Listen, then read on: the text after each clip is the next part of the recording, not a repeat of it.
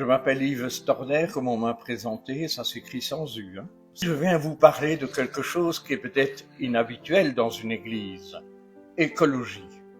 En quoi cela nous concerne-t-il? Qu'est-ce que ça a à voir pour nous, comme chrétiens, comme chrétiennes, que l'écologie? Et si j'en parle, c'est que j'ai quelques notions de la chose, d'un point de vue naturaliste. Bien simple, l'écologie, c'est avant tout une question de naturalité, de nature autour de nous, d'environnement, bien sûr. Mais ça a pris beaucoup de sens, beaucoup d'autres sens. Est-ce que quelqu'un saurait me dire ce que veut dire écologie?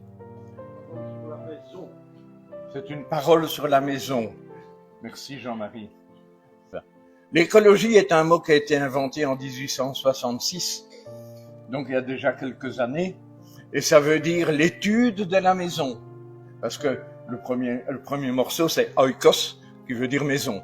Et si vous avez lu l'encyclique du pape Laudato Si, vous savez qu'il parle beaucoup de la maison commune. Et donc, l'écologie, c'est l'étude des relations, l'étude des liens qu'il y a entre toutes les choses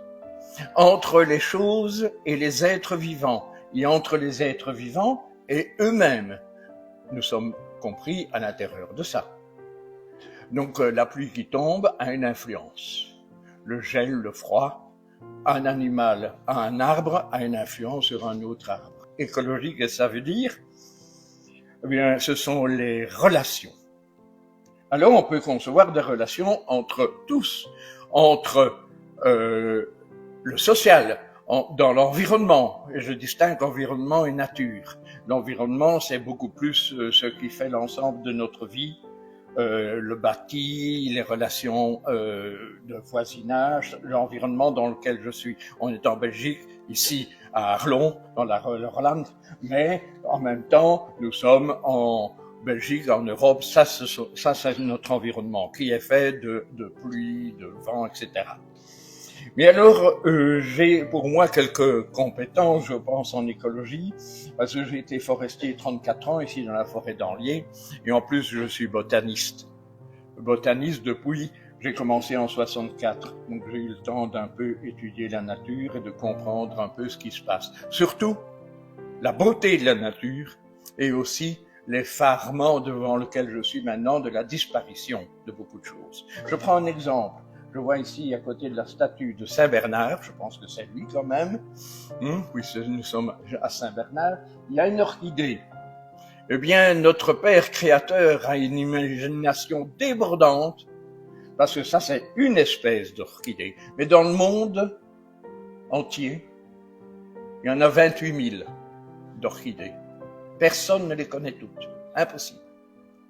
Et je ne parle que des espèces, parce qu'il y a encore les hybrides, les formes, les variétés, les recoupements écologiques, etc. 28 000 espèces rien que pour les orchidées. Je peux faire la même chose avec les chauves-souris, avec les papillons, etc. Bien que les papillons, ils deviennent beaucoup plus faciles à identifier parce qu'il n'y en a plus. Il n'y en a pratiquement plus. Des 200 papillons de jour qu'on avait, il nous en reste 35. Voilà. Donc c'est la première chose que je viens. Et j'ai donc pris de la conscience écologique et du changement climatique quand j'ai commencé à étudier la botanique vers 1968. À ce moment-là, je me suis dit qu'il se passait quelque chose. Je vais vous dire pourquoi après. Donc notre pape nous parle de la maison commune, où tout est lié. C'est ça l'important. Tout est lié, selon Laudato Si. Je ne parle pas uniquement en mon nom personnel non plus ici. Je fais partie du groupe qu'on appelle Laudato Si de AB. Il y a aussi celui d'Arlon. Il y en a d'autres dans le diocèse. Et nous nous sommes concertés pour essayer de dire quelque chose de sérieux ce soir. Bon, j'ai mis ma petite mayonnaise pour que ça prenne, pour que la sauce prenne. Mais voilà, ça vient de l'ensemble de réflexions de chrétiens qui se sont déjà engagés dans la conversion écologique. Quand on parle de conversion écologique, il faut aussi s'imaginer que ça ne vient pas comme ça tout de lui-même. Conversion, le chrétien sait ce que c'est. écologique, maintenant, une petite difficulté, c'est ça que je suis venu vous expliquer. Ce que je constate, c'est, et vous aussi, des feux de forêt, des inondations, la montée des eaux de la mer, qui commence à immerger des pays entiers, des peuplades, des îles, etc. Cette montée de eau est irréversible pour le moment, parce que même si on fait quelque chose, la montée des eaux continuera pendant une centaine d'années encore. Tout ceci a pour but d'entendre une chose importante qui est la clameur de la terre qui souffre. Cette clameur, nous devons l'entendre.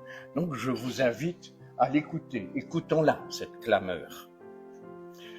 C'est une chose, il y a deux clameurs. La deuxième, j'y viens. Il y a un livre qui m'a impressionné. Ce livre, il s'appelle « Né de la terre », N-E, accent aigu, S, « Né de la terre, peuple en danger du monde ». Et ce livre exprime le lien viscéral qu'il y a entre certaines populations du monde et le milieu dans lequel ces populations sont nées. Comment l'écologie, comment l'environnement dans lequel ils sont, pensez par exemple aux Inuits, comment ces civilisations dans le monde ont pu se développer en contact avec l'écologie. Or, avec le changement climatique, beaucoup de leurs conditions de vie commencent à s'amenuiser. Et il y a aussi le fait que, d'un point de vue politique, pas mal de ces peuples échappent à l'autorité de nations qui sont plutôt tournées vers la dictature. Et donc, ils sont mal aimés. Plusieurs raisons pour dire qu'il y a un appauvrissement humaniste, universel, par le changement climatique, du côté de ces peuples nés de la Terre.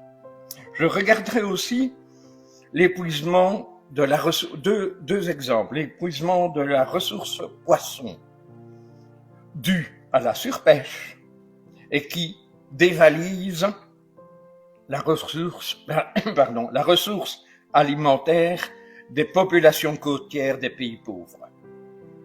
Avec comme corollaire, évidemment, un gaspillage alimentaire unique, total, de 40% de cette production alimentaire mondiale. 40% d'aliments perdus. Voilà la clameur non plus de la terre, mais du pauvre que nous pouvons entendre. On dit souvent société de consommation. Je dis société de gaspillage. Je rêve d'une société de consommation, où on consomme pour vivre, et pas pour gaspiller. Alors, clameur de la terre et clameur du pauvre sont liés. On ne sait pas les faire la différence, on ne sait pas les délier l'une de l'autre. Entendre ces deux clameurs, nous entrons dans, quand on commence à les entendre, nous entrons dans la conversion écologique. Car toutes les deux sont liées. Je prends un exemple. Entendre les chauves-souris, impossible avec nos oreilles, sauf si on a 4 ou 5 ans. Là, l'oreille des tout petits peuvent entendre les pipistrelles. Mais à 6 ans, ils l'ont déjà perdu. Donc, pour entendre les pipistrelles, pour entendre les chauves-souris, il faut un adaptateur. C'est un appareil qui permet de prendre les ultrasons de chauves-souris et de le mettre à la fréquence que nous sommes capables d'entendre dans nos oreilles. Voilà, c'est tout simple. Eh bien, pour entendre la clameur de la terre et la clameur du pauvre, il nous faut un adaptateur. Il nous faut attraper des oreilles capables d'entendre et le cri du pauvre et la clameur de la terre. Ça s'apprend. Ce n'est pas perdu à n'importe quel âge, ça s'apprend. Ne vous inquiétez pas, c'est pas parce qu'on est plus âgé que moi qu'on ne sait pas l'apprendre. Si, on sait l'apprendre. Il faut s'ouvrir et ces oreilles, c'est évidemment les oreilles du cœur. Ça, c'est ça la conversion. On peut entendre beaucoup de choses. On peut entendre un immigré venu ici et qui fait la mendicité à l'entrée d'une église, je peux entendre ça. Non pas simplement le voir, mais entendre son besoin. Eh bien voilà, se convertir, c'est une expression qu'on connaît bien. Mais cette conversion est source de joie. Ce n'est pas une obligation, elle est une liberté que je peux avoir de me convertir à entendre la clameur de la terre et la clameur du pauvre. Dans l'Évangile, il y a un mot que l'on connaît en araméen, Ephata, ouvre-toi. C'est tellement puissant à l'époque où le Christ a ressuscité la fille de Jaïr que ce mot nous est resté. Il y en a quelques-uns comme ça qui nous sont restés dans la langue du Christ, en araméen, il y a 2000 ans. Ephata. Eh bien, s'ouvrir, voilà, c'est ça. Nous avons à parler jusque dans le silence, même quand on n'a rien à dire. Et faire taire aussi nos propres démons. Et j'en cite 2 qui nous empêchent d'entendre, c'est la culpabilisation et l'individualisme sur lequel compte notre monde néocapitaliste. Une expérience magnifique avec des hirondelles, je vous la raconte en 2-3 mots. Je suis occupé à refaire mon toit il y a en 84 et il y a des hirondelles qui avaient commencé à construire un nid dans le toit, à l'intérieur de la grange. Et pour ne pas abîmer les œufs, le nid et dans la suite les jeunes, je fabrique tout un montage pour que je puisse mettre le nid des hirondelles. Il y avait 5 œufs et 5 jeunes dans la suite. Et je faisais très attention quand j'avais un travail dangereux, je les mettais dans un coin bien protégé, je les remettais à l'endroit où les parents avaient construit le nid, et les parents venaient pendant que je travaillais, ils venaient, ils rentraient, ils sortaient, et ils nourrissaient les jeunes quand ils étaient là. Et quand ils ont été en âge de voler, ils se sont mis tous les 7, les 5 jeunes, les parents, sur le fil électrique qui passe juste à 1 mètre de ma corniche, et ils ont commencé à piailler. Je me suis dit, début septembre, vous connaissez l'histoire, les hirondelles vont s'en aller. Et j'étais sur mon échelle, dans le toit. Et voilà ce qui se passe. Toute la famille est venue, les 7 sont venus sur les échelons de mon échelle, entre mes mains, à 20 cm de mon nez, et ils ont piaillé en me regardant et en criant, en faisant la vie. Et comme je comprends le langage hirondelle, c'est le seul que je connais, hein. Mais ils m'ont dit, voilà, merci beaucoup, on s'en va. Et puis, la famille s'est envolée. Fini, je ne les ai plus vus, ça a été terminé. Eh bien, j'ai senti à travers ce message, excusez-moi, j'ai un peu d'émotion là, parce que c'est rare des contacts comme ça avec la nature. Merci beaucoup, vous avez fait attention à nous. La nature est riche et nous le redit quand on l'aime. D'ailleurs, le moteur de l'évolution, ce n'est pas comme certains disent, c'est pas la loi du plus fort. C'est justement l'entraide. Et c'est Darwin qui l'affirme. Il ne dit pas ce qu'on dit dans la grande presse. Darwin, il dit que le moteur pour évoluer ensemble, c'est l'entraide. D'ailleurs, il y en a un plus proche, c'est Servigné qui nous le dit en 2017. Et dans l'entraide, vous le savez bien, quand on est à plusieurs à s'entraider, il y a une joie. Notre amour pour la création et pour le pauvre dit que tout est issu de l'amour d'un Père qui nous aime. La création n'a pas été mise comme ça au hasard, c'est le fruit de l'amour d'un Père, d'un Créateur qui nous aime. D'ailleurs, François, le grand François du XIIIe siècle, voit l'eau et la lune comme nos sœurs. Si Dieu, par sa parole, est tant présent dans sa création qu'il maintient en vie, eh bien, comment pourrions-nous accepter de la détruire, cette création, Et s'il est à l'intérieur de la création, comment peut-on accepter de le détruire, lui, le Créateur? J'aime aussi, par exemple, Maximin le Confesseur, c'est un saint du 8e siècle, et qui, lui, voit la nature comme un sacrement. Pour lui, la nature est sacrement, parce que présence du Christ dans le monde. C'est très fort. C'est très fort. Ma prise de conscience de la beauté de la planète, de la nature, où je vous en ai donné 2-3 exemples. Je vous en donne encore un tout petit autre. J'ai escaladé des glaciers, surtout le glacier du Morteratsch, en 64-68. Et entre les deux, le glacier avait reculé. Et les Suisses disaient là-bas, le glacier du Morteratsch, il est célèbre parce que de l'autre côté de la frontière, on a trouvé l'homme des glaces, Hurti, juste de l'autre côté. Donc vous voyez à peu près, c'est en Autriche, ça, en Italie, pardon, juste à la frontière entre l'Italie et la Suisse. C'est un magnifique glacier qui recule. Il a reculé 3 km depuis 1870. Eh bien, je suis allé sur ce glacier-là. Et quand je suis retourné en 68, je me suis dit, il y a quelque chose qui se passe qui est grave, ce recul des glaciers. À l'époque, je ne comprenais en tout cas, que ce n'était qu'une fonte des glaciers. Que ce n'était pas autre chose que cela. Mais on s'est aperçu depuis que c'était universel, toute la Terre était touchée. Et qu'en plus, ce sont les activités humaines qui en sont la cause. Et j'y suis retourné en 2009. Tout ceci pour dire, à travers le constat de la clameur de la terre et la clameur du pauvre, quelle action mener. Et il n'existe pas de métier, d'ailleurs, je ne sais pas quels sont les métiers que vous avez eus ou avez encore, mais il n'existe pas de métier, pas un seul, où on ne peut pas faire un geste écologique. Donc nous sommes tous concernés par ça, tous.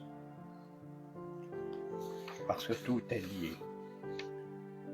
Il y a quand même, à travers les exemples, 2 choses importantes, 3 éléments importants. Si l'écologie est, au point de départ, une écologie intégrale, comme dit le pape dans Laudato Si, ça veut dire qu'il y a 3 piliers pour nous tenir debout. Il y a l'environnement, le social et l'économique. Et à l'intérieur de ça, il y a la conversion écologique pour comprendre qu'est-ce que je peux faire à l'intérieur de cela. Ça, c'est la conversion écologique avec les oreilles dont je vous parlais tantôt. Alors, il y a 3 éléments aussi importants. Je serai bref pour ne pas allonger de trop. La finance. On peut avoir beaucoup d'argent, énormément d'argent, de biens, etc. Mais je vous propose de toujours en être, de ne pas toujours en être pauvre, de ne jamais en être riche, même si on a beaucoup d'argent.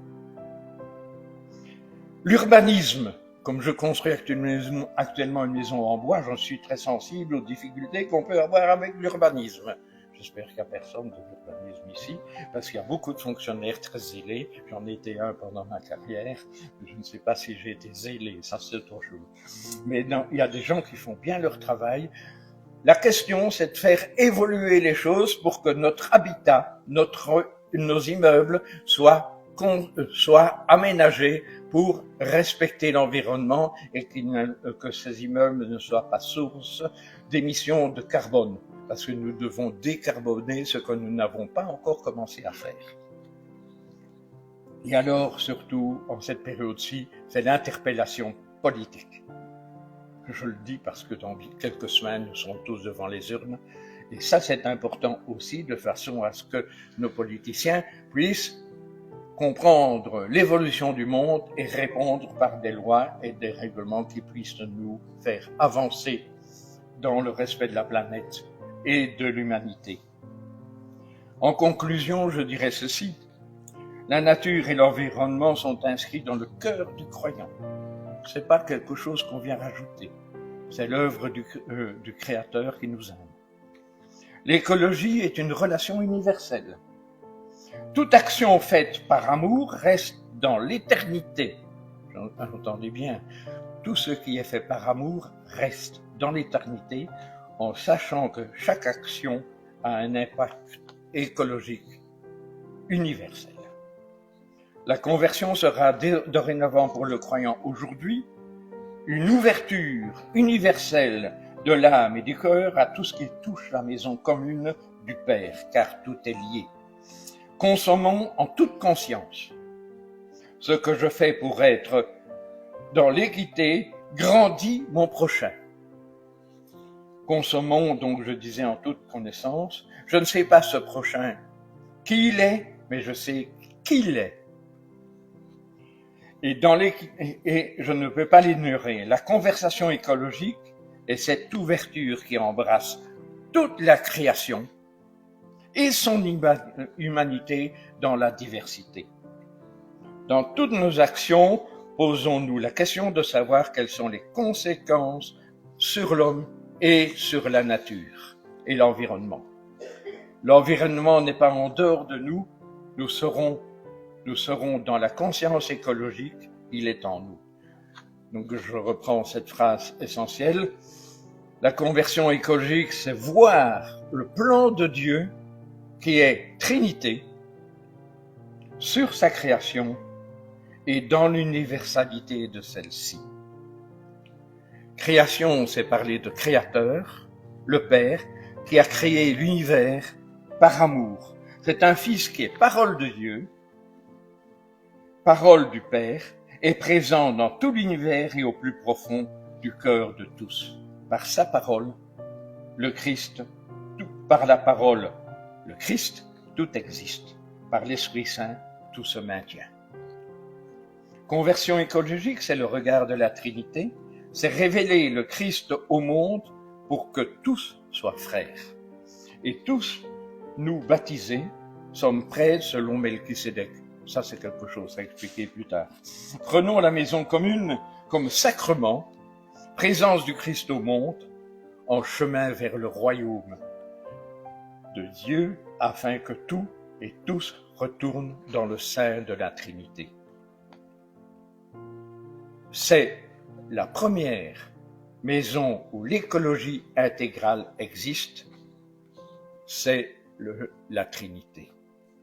Et puisque écologie, c'est l'art de la relation. Voilà, je vous remercie